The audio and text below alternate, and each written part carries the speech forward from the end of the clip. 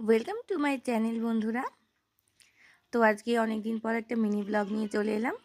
আজকের ব্লগটা আমি সন্ধ্যাবেলায় স্টার্ট করলাম ডিউটি থেকে ফেরার সময়। তো দেখো আমি এখন কল্যাণী স্টেশন রয়েছি, আর আমার সাথে রয়েছে আমার ফ্রেন্ড। তো আমার ফ্রেন্ডের বাড়ি মদনপুর নামবে, কিন্তু এটা যেহেতু গ্যালোপিন ট্রেনও ভুল করে ধরে ফেলেছে, তো এটা মদনপুর দাঁড়ায় না। মদনপুরের উপর দিয়ে দেখো কি স্পিডে বেরিয়ে যাচ্ছে। তো ওকে বললাম তাহলে এটা পরের স্টেশনে নামবি। তো পরের স্টেশন বলতে আবার সে এই চাকদা। তো বেচারাকে চাকদাতেই নামতে হলো। তো বেচারা দেখো তোমাদেরকে টাটা করছে, করে ও চলে গেল। তারপর আবার আমরা চলে আসলাম ট্রেনে করে। দিয়ে আমি দেখো রানাঘাট ঢুকে পড়েছি, রানাঘাট স্টেশনে নামবো।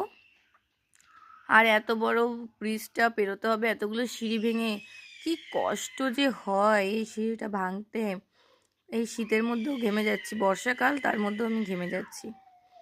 তারপর দেখো আমার যান নিয়ে নিলাম, মানে আমার সাইকেল। কারেন্ট অফ হয়ে গেছিলো, আবার বলতে বলতে চলেও আসলো।